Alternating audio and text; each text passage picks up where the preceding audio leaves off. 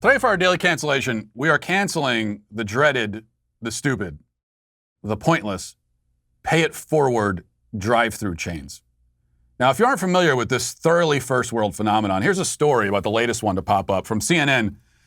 There's a bunch of stories about this yesterday, but the CNN says, what started as a random act of kindness from one man paying for the car behind him in a Dairy Queen drive-thru resulted in over 900 cars also taking part in the pay-it-forward chain. At a drive-thru in Brainerd, Minnesota, over 100 miles north of Minneapolis, people stepped up in a small way to show one another that they care. Tina Jensen, the store manager at one of the two Dairy Queens in town, told CNN, a man came by the drive-thru window on Thursday and asked if he could pay for his meal and for the car behind him. Jensen told her cashier this tends to happen once in a while, but at most it lasts for 15 or 20 cars and fizzles out. This time, the chain continued for 2.5 days with over 900 cars participating, raking in $10,000 in sales. When the next customer came to the fast food chain's window, Jensen explained what the man in front of them had done, and the act of kindness continued to multiply. Jensen said, there's all different types of ways to help people. I think this touched a lot of people that we didn't even know it touched, deeper than we know. And you don't know what's going on in a person's life. When the chain closed for the night, on Thursday, one car left $10 to begin the chain back up on Friday morning, and then the same thing happened on Friday night, and it began on Saturday morning. Okay, so that's how it works. Somebody pays for the meal of the person behind them in line, then that person pays for the person behind them, and on it goes. But do you know who the real hero in this story is? Not the first person to pay for the next person. No, the real hero is whoever broke the chain and simply accepted the charity from the person in front and drove away, leaving the person behind them to pay for their own damned fudge sundae. All of the people in between the first guy, who may have been well-intentioned but should have thought more about the consequences of his actions, and the last guy, who had the courage to end the whole charade, everybody else, these were just sheep. They weren't performing acts of kindness. This wasn't charity. They did it because they were too embarrassed and felt too much social pressure not to do it. If it's charity at all, it's coerced charity, and not for a meaningful cause either. The people in the drive-thru line have disposable income that they were already planning to spend on the same kind of junk that you're buying. They don't need your money. Really, this kind of charity, if it is charity at all, again, is similar to the sort of charity that you perform when you're checking out at the grocery store and the cashier asks if you want to round up and donate your change to, orphaned sea otters or whatever. The only reason you say yes is because you'd feel like a cheap ass refusing to give your 27 cents to the sea otters. It's not something that comes from the kindness of your heart. If you wanted to help the sea otters on your own time, you would. Right now, all you want to do is pay for your carton of eggs and your package of paper towels and leave. The grocery store is taking advantage of your sense of shame to bilk another few cents out of you, another few cents of which they will surely take a cut, by the way.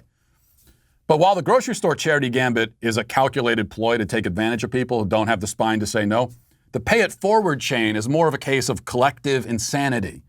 Everyone is doing it, but nobody knows why. If you want to understand how crazy it is, imagine how it would come across if you took, take the fast food and the cars out of the equation, okay? Now imagine you're standing in a long line of people waiting for something, and the guy in front turns to you, gives you $5 out of his wallet, and then suggests that you turn around and give the person behind you some money out of your wallet, and on and on and on. Now you're all just passing money backwards for absolutely no reason. Nobody wants to be doing it or knows why they're doing it, but it continues until some free thinker accepts the cash from the person in front and says, hey, thanks for the money, puts it in their pocket and gives nothing to the person behind. That person, again, is the admirable character in this strange saga.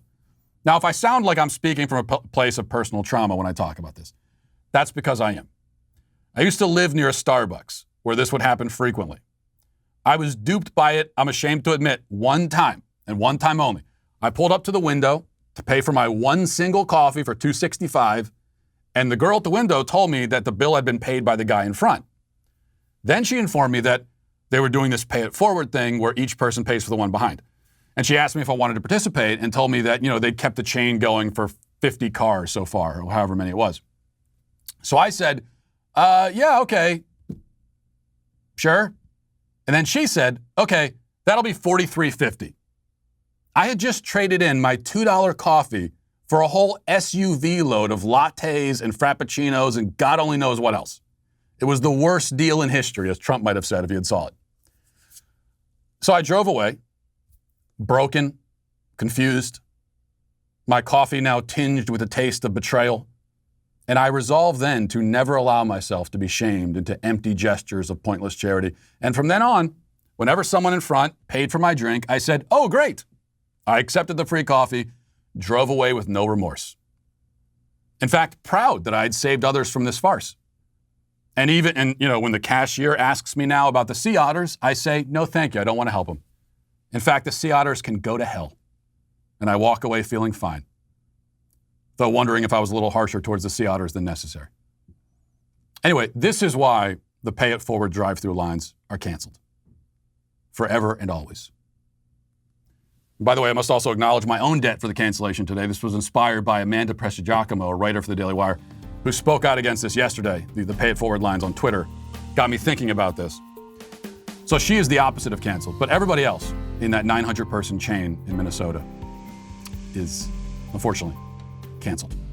Well, I hope you enjoyed that clip from the Matt Walsh Show. If you did, go ahead and hit that subscribe button right down there so you can stay up to date on all of our future content.